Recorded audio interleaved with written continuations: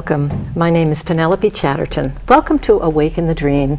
My friends, I have kind of an unusual guest today, and I can honestly say I have known this guest before her very first breaths and mine were taken. I have a twin. Her name is Pamela Chatterton-Purdy. She has a very special mission, which Awake is all about, that everyone has something very special to contribute to the world, and I am very proud of Pamela. And the name of the show is The Icons of the Civil Rights Movement. Welcome, Pamela. Would you like to hold your book up right off the top so we don't forget? There you go. Yes. So our friends can take a look at the cover. Thank you. It's newly published by West Barnstable Press. Yes. We ordered 1,500 copies so we could get the price to a reasonable fee of $29.95 plus tax. We are thrilled with the outcome, and within 4 weeks we have sold 250 copies. Many of them through the Zion Union Heritage Museum. Over the past summer they saw a prototype of this book, signed up for a copy. I sent out about 300 postcards in the fall, and people have been stuffing my mailbox with checks. It's lovely. Okay, thank you, Pam.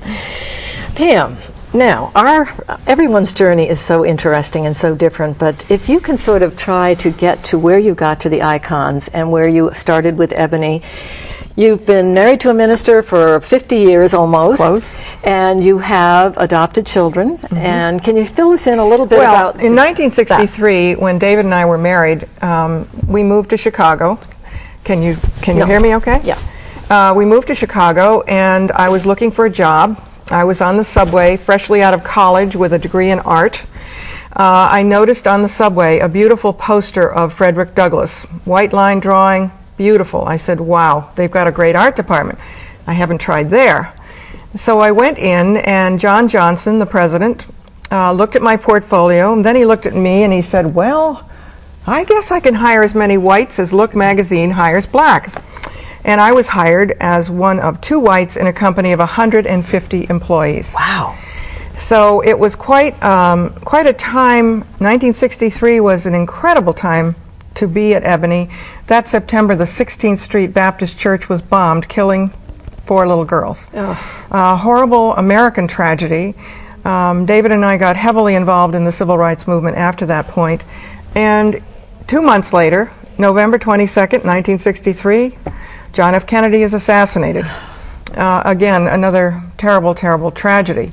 So my feet got planted somewhere at Ebony at the beginning of this saga of 50 years. It will be 50 years 2013. Yay. And we moved, and eventually I got a master's degree in art, and then we had 2 biological daughters, and we decided we would adopt non-white children for every biological children that we had.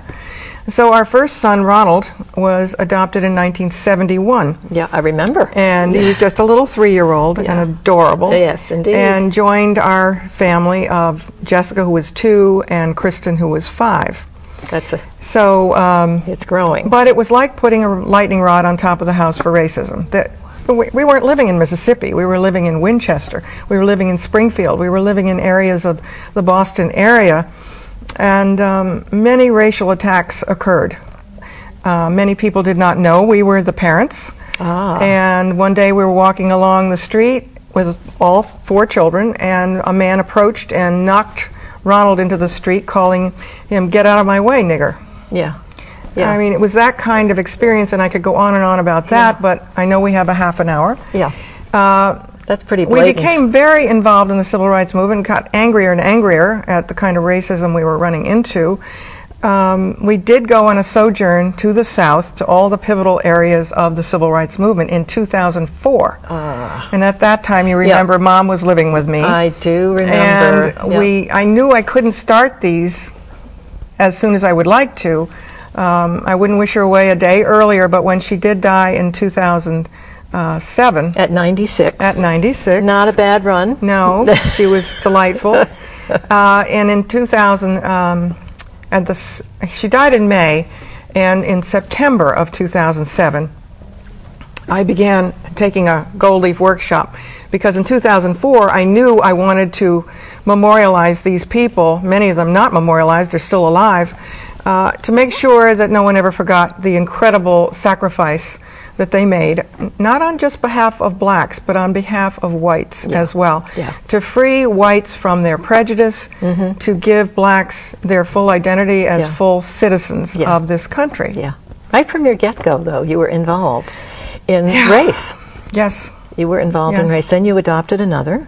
The fall of Saigon happened in 1975.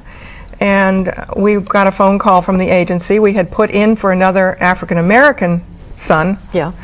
And they called us to say, would you consider a Vietnamese child? Saigon fell. The airplanes were bringing these children in by the thousands. We had all our paperwork done. We had to really stop and think about that. We had cultural differences. We had language differences. And we looked at each other and said, are we really ready for this? And so the request on our part was that the child be no younger than 5 and be half black.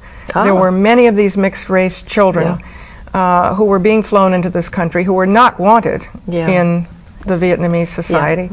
And hence we adopted Hoang Stephen, who was Hoang Quan Nguyen when we adopted him. A gorgeous boy. A beautiful kid. And he got off the plane and was every bit as big as our 7-year-old Ronald. And we were looking around to see where's the 5-year-old we were supposed to be. Do you think the age was right?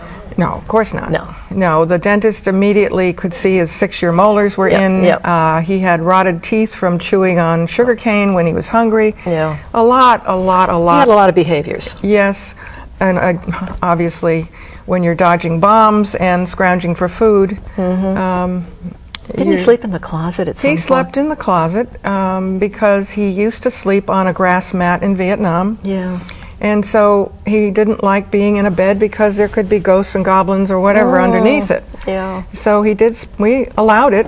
We even crawled in there with him occasionally. And that's a big adjustment for your family. Big adjustment. Are your girls speaking to you? Well, it was. We figured it was building their character. When things got tough, it was building their character. When their dinner was missing. Right. Of course, he had to learn language.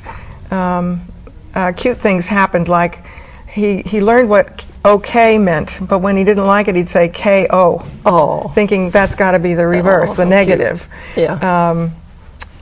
Lots and lots of stories. But getting to this book. Get to this book. This book, as I said, in 2007 I began the Gold Leaf Workshop. And all my techniques that I was being taught were on wood. I had thought about doing them on canvas. But clearly these iconic images, which go back thousands of years, religious paintings were done on wood with gold leaf being the most precious metal. And so I said, gave myself a dope slap and said, they're going to be on wood panel. Came home and designed them on graph paper initially, and knew I wanted each one to be as individual as a thumbprint, depicting the person or the event. And then I had the wonderful fun of found materials. In this one, for instance, of these 3 women, women are not well known or honored enough in the civil rights movement. They are beginning to be, and I'm certainly participating in that. You'll see this kind of halo effect or tiara effect of the choice of framing on this one. Now, Septima Clark was born in 1898, so the civil rights movement, even though we think of it as the 60s, goes way back. Oh, it does. Way back. She was born, her grandmother was a slave. She graduated from Columbia. She did? Columbia University. Wow. She graduated from the Hampton Institute as valedictorian with a master's degree. And she opened literacy schools for black kids because the schools were, if they even existed, were terrible. And she knew the power of education. And that if you had an education, you could have a chance. You'd have a chance, and you'd have some say in this world. Now, Dorothy Height, many of you watched the inauguration of Barack Obama, our first African-American president, and she was on the audience. She was part of the audience on the stand there. And she was known for her beautiful big hats. Well, she was born in Pittsburgh, Pennsylvania, but she graduated from NYU. She worked for the New York City Welfare Department. and she knew the disparity between blacks and whites and so forth. Yeah. She's also known for bringing together in the South in the 60s something she called Wednesdays in Mississippi, where she brought black women and white women together to discuss race relations. Wow. Amazing Way woman. ahead of her time. Way ahead of her time. Now, Ella Baker, this one over here, she was a graduate of Shaw University. Where's that? Oh gosh, now you're asking me. Yeah. I don't know. Okay, that's all right. Shaw University. I don't know. We'll look it up. She was brilliant, and she was a powerful civil rights worker, and she helped to form the SCLC, the Southern Christian Leadership Conference, of which Dr. King was with, and Abernathy, and so many others. They all did incredible work for civil rights. Yeah. So I collected them as sort of a 3 decades achievement. Okay. Now, this one over here, I only brought these few. Oh, look at that Oh, beautiful good. shot. They're showing beautiful Beautiful shots. shot. This one is one that we only found out about a couple of years ago. As, by the way, David is the author of all the text in this book. While I was working on these icons, and he would help me cut the major big shapes with power tools, I would set him back to the computer. You've got to do me a 1-page text to go with each of these icons to flesh out their stories. He had nothing else to do. Oh my God. I didn't know what I was asking him, because he'd come out with 2 and 3 pages. How do you boil down an incredible life to 1 page? I said, but in a gallery, no one's going to read more than 1 page, Right. if not 1 paragraph. Yeah. So he did an incredible job, and that's 27 icons, 27 text. This one of Jonathan Daniels, he's a Massachusetts martyr. He went to the Episcopal Divinity School. He went down to Selma, marched with Dr. King, as many, many others did, and he decided to stay on and defer his education for a semester. The seminary allowed him to do that. As he was working with SNCC freedom marchers, they were thrown in jail numerous times, protesting white-only restaurants, drinking fountains, voting rights, and so forth. He was thrown into a Haynesville jail with numerous others. Most of them were released, and about 6 of them were left. Yeah. And he wouldn't leave until they were all released. Well, when they were released, a white highwayman by the name of Tom Coleman, probably a Klan member, Yeah. approached them with a gun and pointed the gun directly at Ruby Sales, a 16-year-old girl.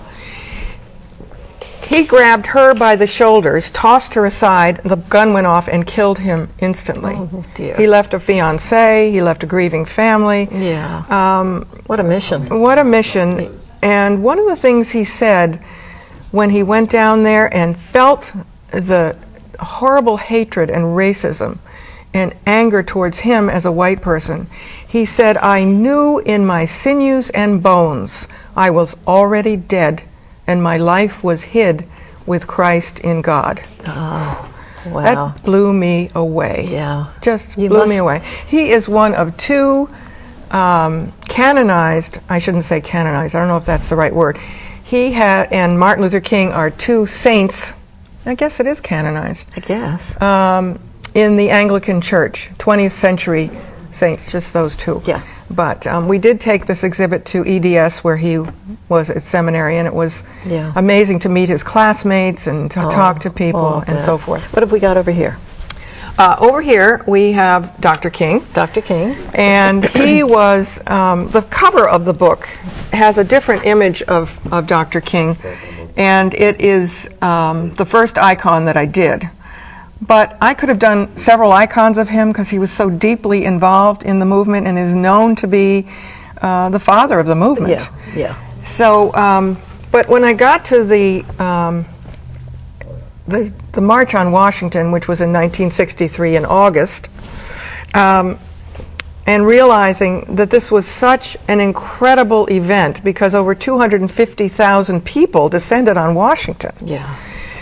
that I had to do one for the I Have a Dream speech. Yeah. And you can see this portrait on this icon of him is very dreamlike, his hand being up.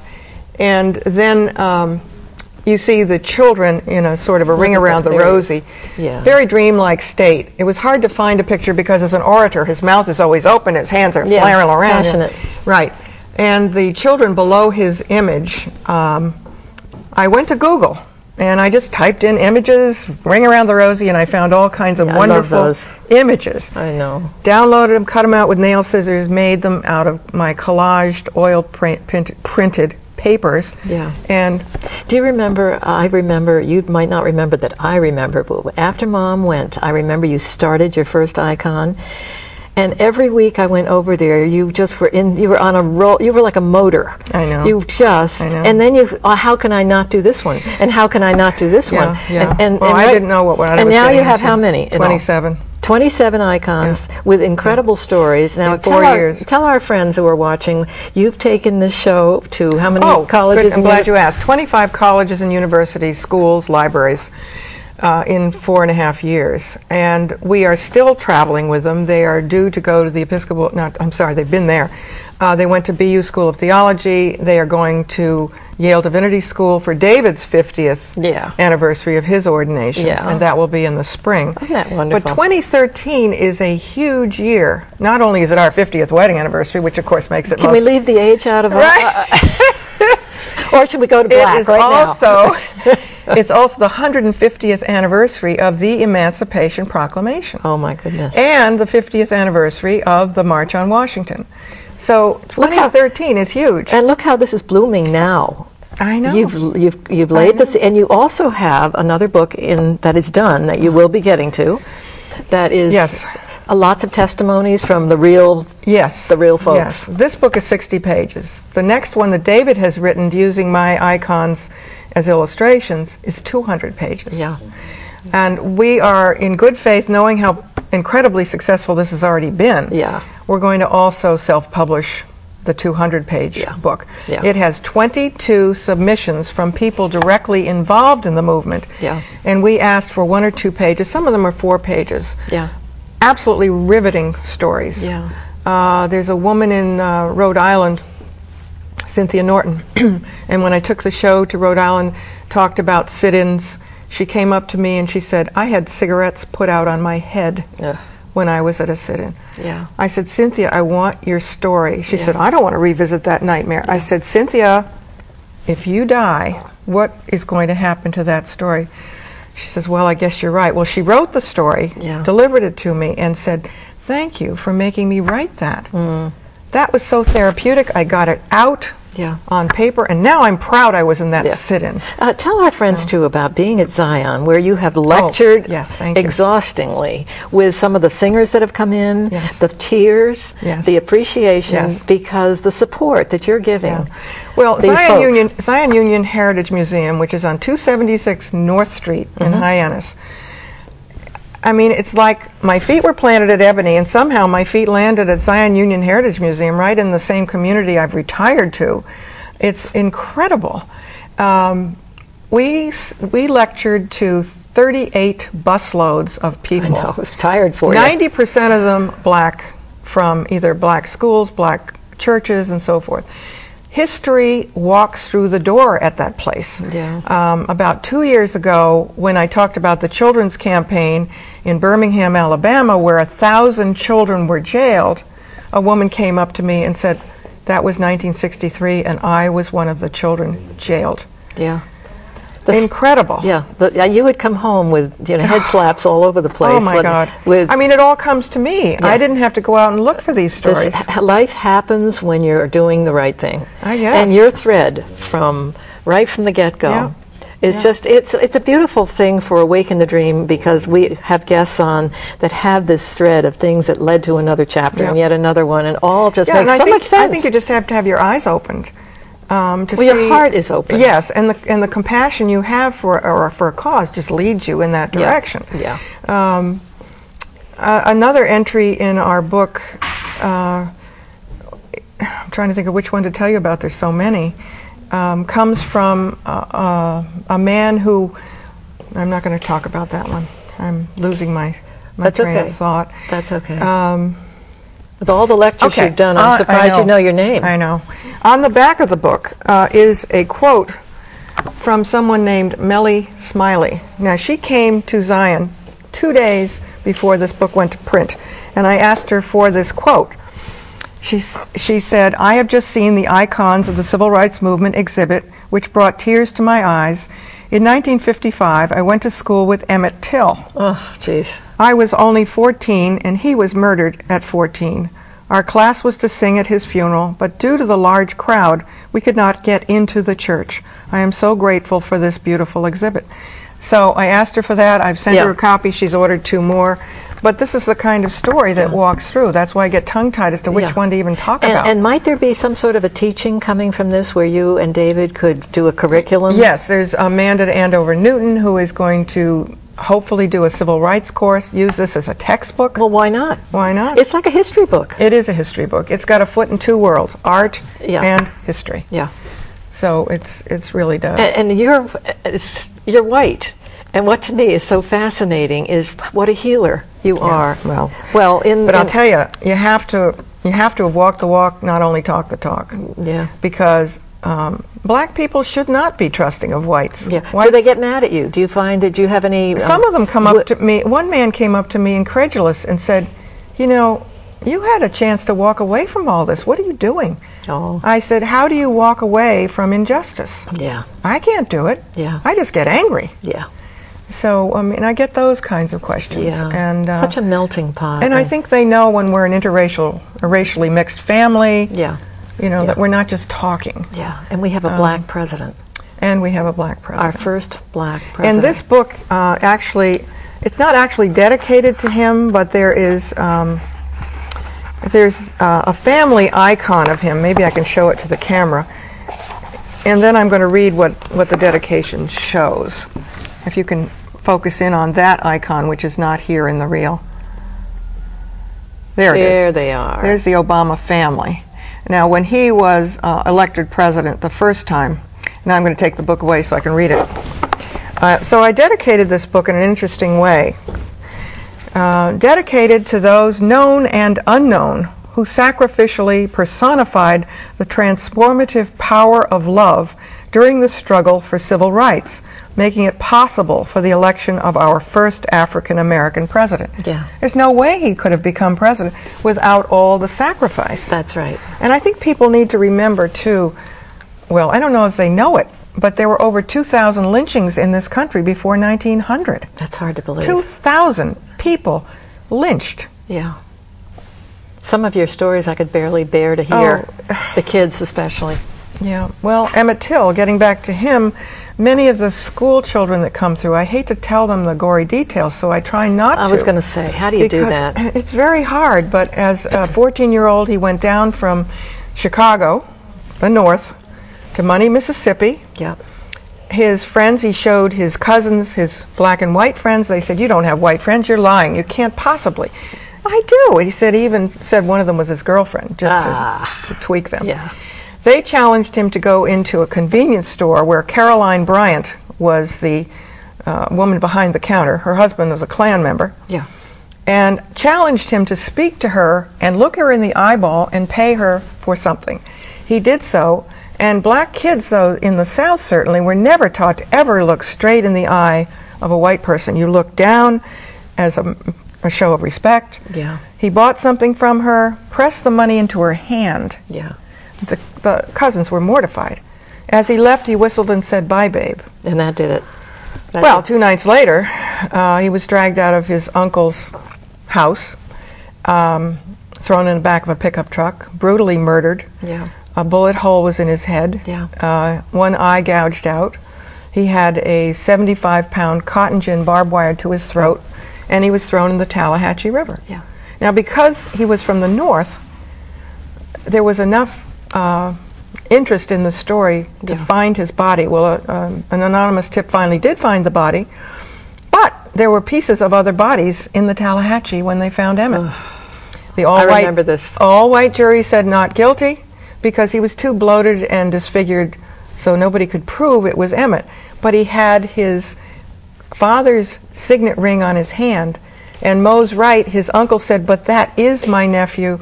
That is," but no, Not guilty. We have 3 minutes. Oh, now, okay. I want you to tell our friends, where can they see your exhibit at Zion? Yes. All right, so let's Yes, talk it a is. little bit about where people can find you if they want to hear you either. Well, your summer is over with all those tours. Yes. Well, it is open. The museum is open Thursdays through Saturdays. Yeah. And now. you have... And all these are just borrowed from Zion, and they will be returned. Yeah. Now tomorrow, when is this going to be aired? Next week. Next week, okay. The Yellow Umbrella in Chatham. Yes. At noontime on Saturday, December 15th. Good. You can come to the Yellow Umbrella and What time get is a that copy. gonna be? Do you know? 12 to 1. 12 to 1. 12 to 1. Okay. And I've done a couple other book signings locally, Yeah. but that is Yeah. the one that you will hear about. The book can be ordered by going to my website, which you showed online. Yeah. It will give you all the details about how to order a book. If you want to come to my house, you can save a shipping charge of about $3.